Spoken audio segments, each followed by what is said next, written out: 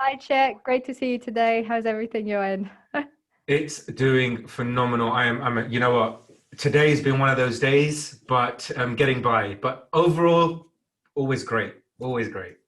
Amazing. Well, it's so great that we're here together to talk about personal and professional performance because these are both things that we work on and we feel that they're so tightly related. So it's going to be a really interesting conversation. I'm looking forward to it. Absolutely. Same here. Same here. What's the first thing that comes to your mind in terms of the link between our personal life and our professional life and why people separate them so much? Well, it's interesting you ask that because when you think about the two, most people, and even me as well, I put myself into that category as well, that they automatically think that it's two different things completely, right? And it's like, well, hold on a minute. When you look back at things, right, they actually tie in so well because you learn from one another, right? And if you've got a fault in one, you got to learn how to fix that fault for the other, okay? And then what you learn from a professional side of things, everything that we do from a professional, from who we are, from what we've become, that also has a direct link to our personal life as well, from who we are, and almost like the upbringing of how the cycle of us growing up from almost a child to pretty much when you go into education, if that's something that you've done, or when you are going, or you're starting a business. Okay? A lot of the factors, if you look back and sort of reflect on those things, you think, hold on a minute, how did I manage to do this? And it's what you've learned throughout the time, and who you've chosen to become is what then you become from a professional side of things. And you just learn. It's just a constant. I mean, it's just like I refer it to as a game of tennis, right? You're batting the ball over the net. Okay, so you got the professional side and you got the personal side. Now you're constantly batting the ball over. You can complete having a great rally, no issues happening, and then all of a sudden, from a professional side of things, a fault occurs, and you're like, "Whoa, how did that fault occur?" And you're thinking, well, I need to fix that fault. Okay, whether it's a foot, whether in from a tennis terms, whether it's a foot fault, a fault with your serve, something that you've done wrong in terms of your return or something, you've got to figure that out in terms of how can you improve on that. And then as you figure out how to improve on that, the aim is to get the ball back over the net successfully. Okay, and you're not sort of throwing a problem from one into another. Okay, it's actually trying to make sure that you're keeping that rally going. Okay, and every time there's a fault, you figure it out from a professional side, from a professional side to a personal side. You figure those things out, and as you figure those things out, you throw that fault and you throw what you've learned across to say, right, I've learned this. Let me now adapt it to this one because anything could happen. So for me, strongly, and over time, should I say, it's become inevitable that it's closely linked as well. And putting sort of perspective into place, like this tennis example, really does sort of emphasize and brings that, so you can visualize a bit more, right? To say there's a ball going back and forth. And I just need to have the longest rally ever. It's one of those things. Yes, I agree. And I also think that as we both work with business owners a lot, it's definitely, you can see the correlation between both areas because you can't have your own business without also working on how you manage your own boundaries and how you set up routines for yourself. And the more I work with different people that have their own business, the more I see how linked they are. And for a concrete example, for instance, people that take the time to exercise, that's in your personal life, right? Unless they're a Mm-hmm. professional athlete, but Yeah. that totally impacts your work and productivity. And that's just one example of a sort of keystone habit that improves performance. What comes to your mind when you think in terms of specific practices that you have seen? Because I love your analogy with the tennis, but I also think it's great for the listeners to have a clear sort of examples and practices that reflect in both sides. Well, I put it down to my own experience, in fact, on that, because everyone goes through different stages in their lives, right? In terms of there's going through highs, they're going through lows from a personal perspective. But as you're going through personal challenges, you're either working, you're either running your own business, you're doing so many other things outside of your personal life. Okay, and then it's that there's those things where you think, right, and here's another thing where a lot of people tend to say is don't bring work home. Okay, right, but sometimes everyone's bringing work home. Okay, no matter how you think about it. I'm not saying bringing a whole physical piece of paper, right, and you're bringing it home. Okay, I've got friends who are teachers. Okay, yes, they have to bring work home. They have to mark their kids' work and all that, everything there. But what are they doing during that time? They're progressing, right? They're performing better as time goes on. But then for another example, outside of a teacher, from my perspective, when I've been at work and I've learnt like how to handle many different types of people, okay, from sort of different levels, or even outside clients or anything like that. And then I come home and then there's something there where I automatically, the first thing I always say to myself is, before I walk through that door, okay, and I put that key into the keyhole, before I open that door, I want to make sure that I'm leaving everything behind from work, but then appreciate everything that's behind that door. So it doesn't matter who it is, whether the cat's going to come running to you, whether the dog's going to come running to you, or whether your loved one's there, or whether your children are there, or whoever's there. Appreciate the other side of the door. But as I appreciate the other side of the door, I'm putting away everything that I've learned from work, for example, when I was in the corporate life. But then I've learned so much from that, which I'm able to sort of adapt and appreciate everything else that's behind there. So that's a case of simple things where I always speak to a lot of clients on this as well, to say, embrace everything that comes towards you. Okay, so in terms of if it's a loved one, okay, rather than before they ask you how was your day, ask them how was their day. Okay, and when you're doing that, you're not worried about your stuff, because you want to be there for them to listen. And that's going to be like, and you learn that even in a work life as well, when you're in meetings.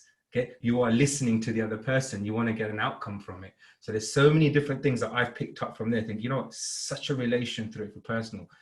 But then there's a different emotion side of it as well. Okay, because when it's personal, you're more emotional in a more of a loving way, caring, kindness way. It's a different feeling. But then when you're at work, yes, you're emotional, you're caring, you're feeling, but you're not going to be hugging everybody that you see in a meeting, right? Unless that's your work environment. I don't know.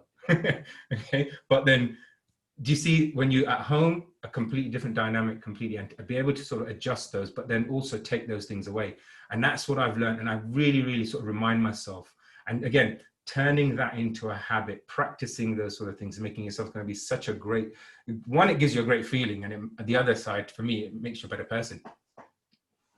Yes, that's an interesting point. I think looking at the emotional aspect is really interesting. I haven't thought of how differently we are involved emotionally. And I think that's also interesting in terms of emotions. And you said, don't bring work home. But I think emotionally that could come home. That's very often the case when the couple has had, you know, a good day or a bad day, they bring home the emotions. And that's also something that needs to be worked on, I think, sometimes.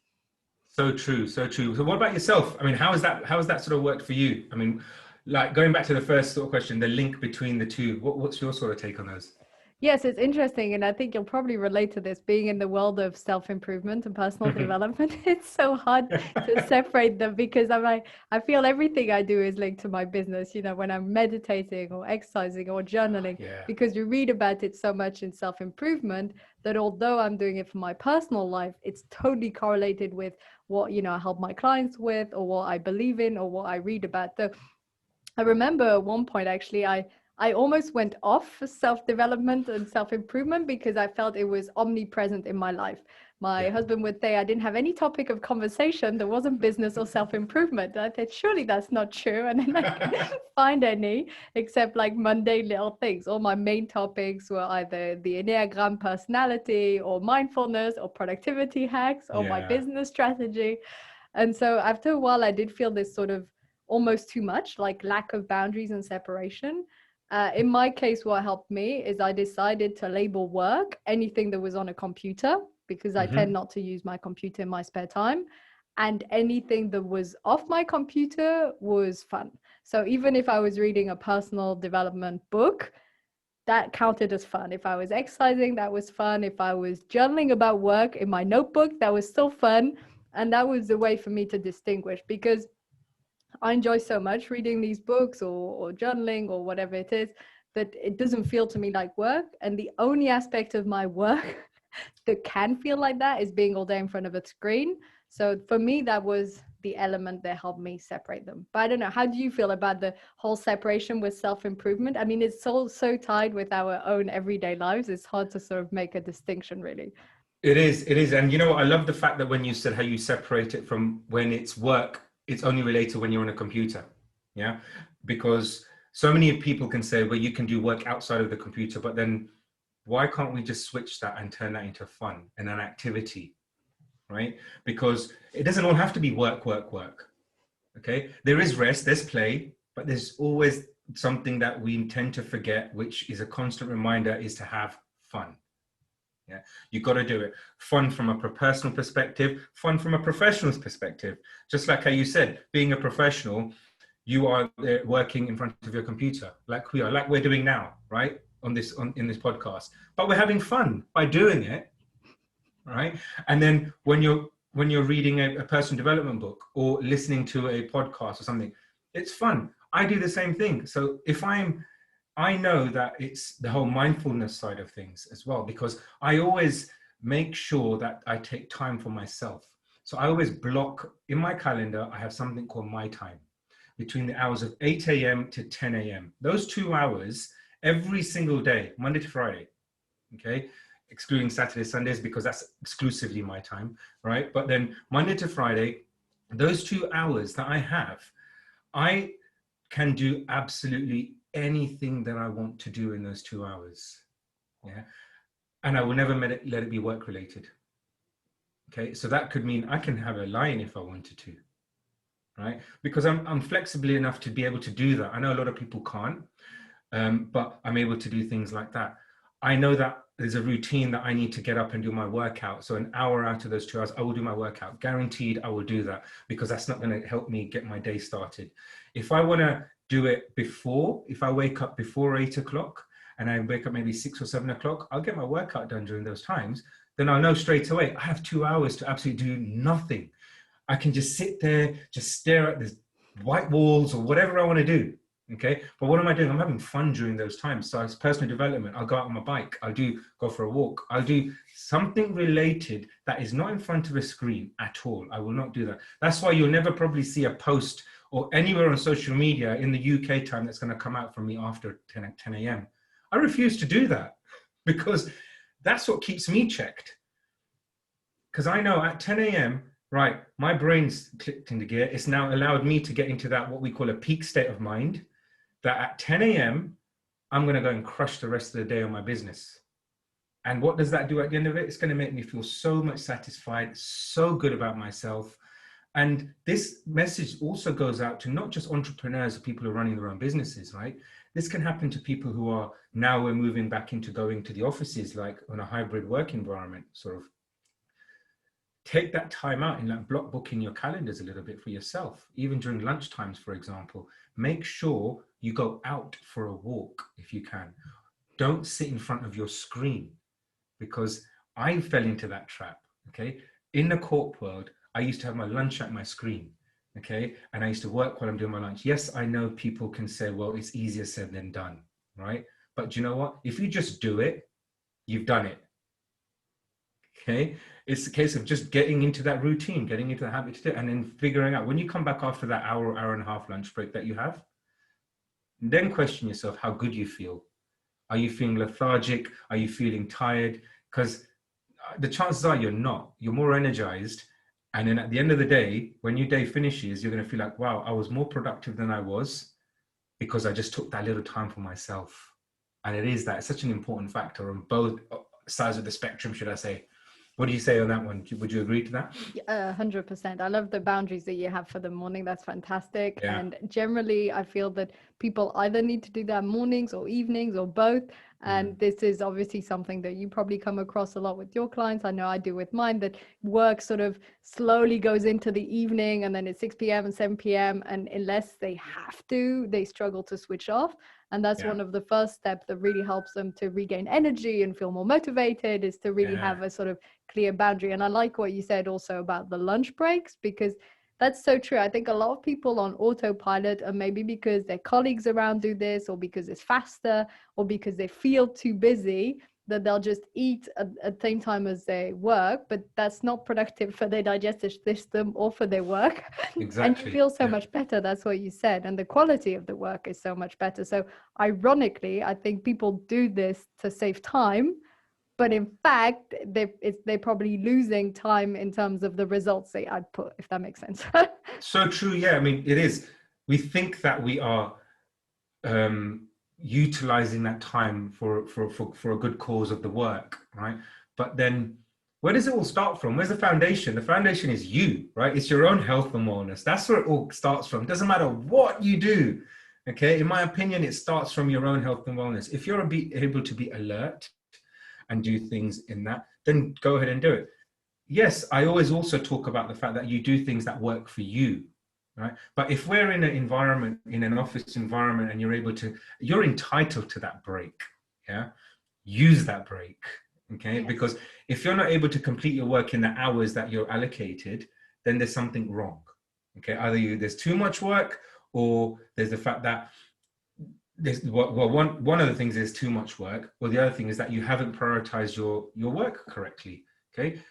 As hard as it to admit for people, prioritizing your work is a key factor, right? And if you can't prioritize your work in those core hours that you can do, then okay, something's wrong, guys. Okay, and that goes with everyone. That's why you then, as you said, you produce better quality work as time goes on. You don't have to cram in hundreds of items and then think, right, I've ticked them all off, I feel good about myself. You can review back and say, so what was the quality? Because when you send that off to somebody and think, this is not quite as good as we expected it, what you're used to, maybe you just crammed everything in, or you've not, or something else in you has not or interrupted you sort of within your mind, that you're not able to produce that quality that you know you can produce.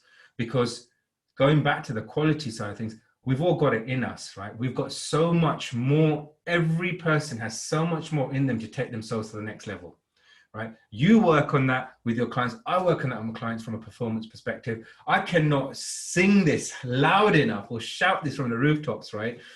There is so much more potential in everyone. It's hidden, but there is something there that there's so many ways to get that out of you. And then once you're able to get that out of you, then come and speak to us and think, wow, right? Because I see it in me, right? I have bags of energy, right? Because I know that I believe in so many, that everyone is out there that capable of doing so much more. I still think that I can do so much more. You think you can do so much more, right? But as you're able to sort of see that level going up, up, up, that's another thing. How great is that feeling? Yeah, it's just one of those. I'm thinking about it now with a huge smile on my face, thinking, if I'm able to speak to every single person I speak to and get that extra bit out of them, right? And then they come back and say, wow, right? Job done. I'm happy. It's done for me. It's so rewarding. It's so rewarding. And that feeling both with others, when you have that feeling that you've helped them achieve that, and within yourself, when you start saying like, oh, wow, a few years ago, I couldn't do this, or I was inconsistent in this habit, or I was afraid of doing this and now I'm not, and having that feeling and also helping others to have it. And it's amazing how quickly people limit themselves. So it's such a wonderful feeling to say, that's not a limit, guys. You don't have to stop it at the sky. The sky's not the limit.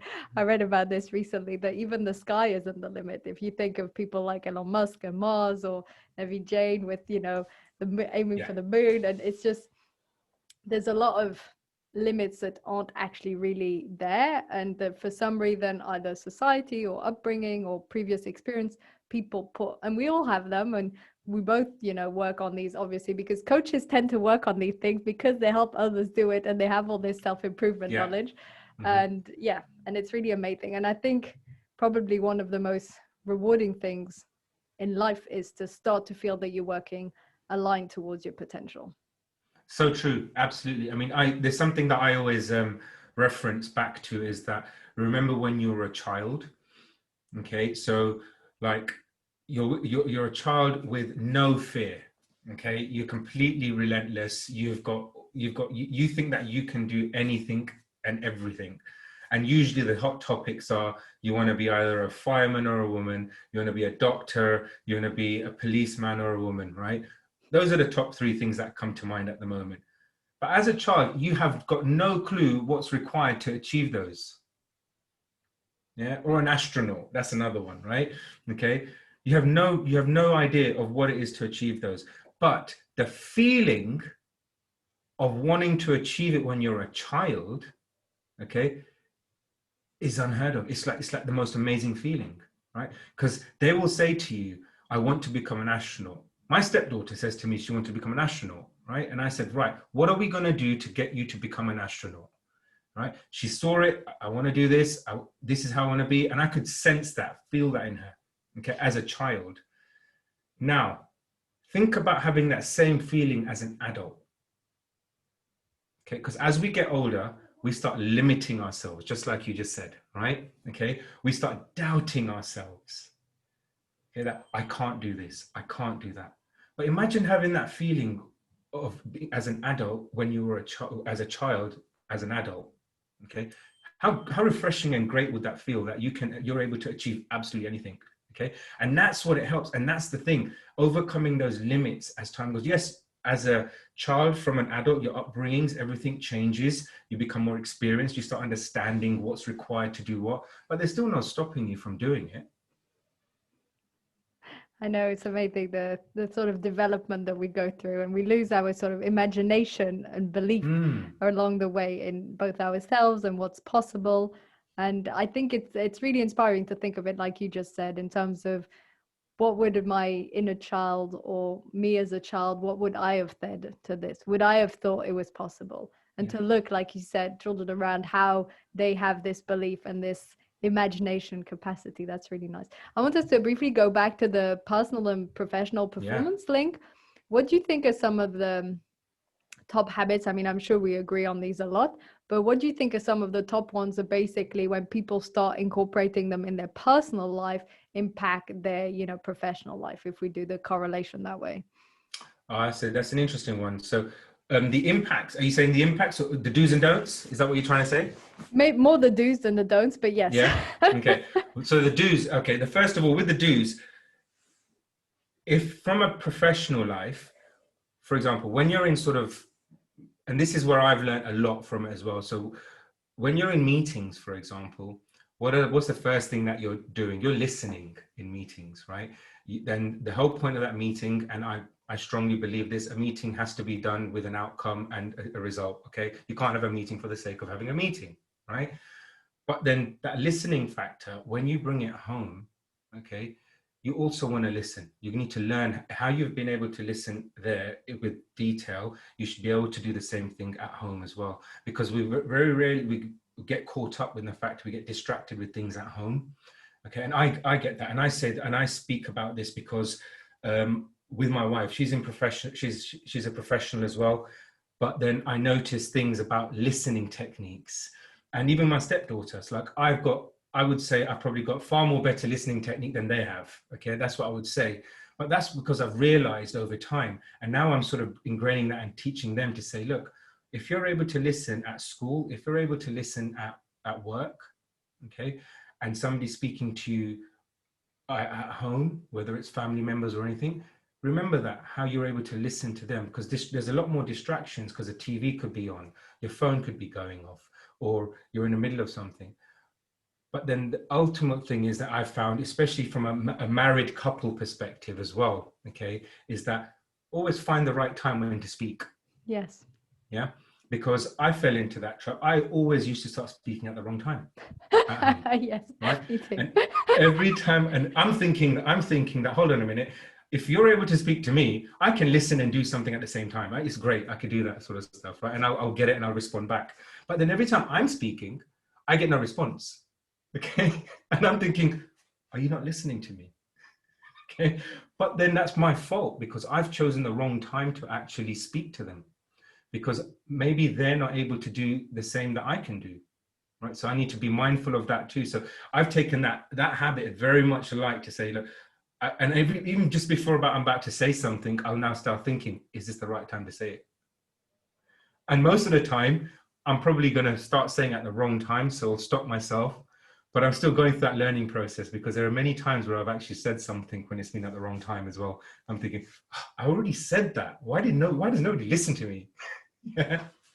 It's easily done to have a sort of off timing in terms of listening. I like the fact to bring home the listening that you have in your work and, Yeah, you know, school, and bringing it home and choosing a right moment to listen. yeah. That's sort of the borders or the link between like professional and personal. In terms of personal towards professional, like I've already mentioned exercising and journaling, Hmm. but are there some that you feel that if we practice in our personal life, then have a really strong impact on our professional life? Yeah. I would say, I mean, there's quite a few on the list I can think of from a personal to a professional. One thing that I always think will be great is that incorporate things about yourself, because we tend in at work we forget about ourselves, whereas in a personal life we always think about ourselves. If we're going to work out, do something, it doesn't have to be working out, it can be anything, it could be reading a book, it could be something, but having fun, right? Try and incorporate those elements if you can into your professional life. So it could be during your lunch breaks, as we said, okay, going for a walk, listening to an audio, reading personal development, something which is completely different to what you are there to do, right? Incorporate that in there as well, because that's gonna, that, what does that do? That starts making you think more. Okay, you becoming more refreshed. You're not the same thing continuously. Like I'm in a work environment and I'm only going to think about those sort of areas. No, you don't need to. There's so many other things that you can do. Yeah, or even make a phone call to a friend that you haven't spoken to for some time during your lunch break, which is So completely nice. irrelevant about work. Yeah, So nice. that can help too. So because we're able to do that in our personal life, we should be able to do it. No one's going to say no to you during a lunch break or a break if you have to make a quick phone call, because that's going to help be a bit more refreshing as well for yourself. So that, I think those are probably one of the main things that I would sort of say, try and incorporate those into it as well. I like that because I think we're too strict on ourselves. And I know that even though Yeah. I'm in the whole personal development field, it took a bit of accepting for me to go down the route of reading books during the day. And even now, I don't do it very often. Very occasionally, I will. But I like this sort of allowing ourselves to step out a bit of the work environment for even 10 minutes, 15 minutes, and to do Yeah. something else and something refreshing. And also, we're more likely then to be energized the whole day, especially if, like you said, it's a walk or even a bit of a workout. I tend to do my workouts at lunch. So that's also where I separate my working day. Mm-hmm. Obviously, I know it's not always convenient for everyone. I'm also thinking that given the current context, I think people used to have a lot more of this when they had breaks and spoke with their colleagues around the coffee machine and these sort of things. Yeah. And they'd have maybe a chat about the weekend, and people don't do it as much from home. So I think it's also okay when people are at home to take a break to cook or do their laundry or go for a Mm-hmm. walk, because before they used to have chats around the coffee machine. So it's also Yeah. nice to keep that in mind, right? It's so true. It is. And yeah, I mean, those coffee machine chats are actually, I mean, it's either a gossip or it's something, but you know what? It's fun. Everyone has to have it, right? And it takes you away from your work. So don't beat yourself up about it. Exactly, exactly. I think it's so, yeah, so important to have those added sort of practices during the day. Well, we're already approaching half an hour talking together, Chet. It goes by so Wow. quickly. I It think it's does, doesn't such it? an interesting topic in terms of personal and professional performance. Uh, from my perspective, I'd say that the main key takeaway is to really start looking at the link between them. And even though we might have some boundaries, like I said about not working on my computer, still keeping it quite flexible, because overall it's an overall performance. They're not really separated blocks. That would be Mm-hmm. sort of my main insight and also takeaway from this conversation. What would be yours, Chet? I would, yeah, I mean, I'd agree with you on that front. I mean, they're very closely linked, but taking everything away from it, it's that remember to learn from one or the other, one from both of them, right? It's not just one or the other here, okay? Because there's so many elements. There's a lot of value you can take from both sides. And yes, at one point, as we said when we did the example of the tennis game, there can be a weakest link in one of them, but then you should be able to use the other side to help you fix that link as well.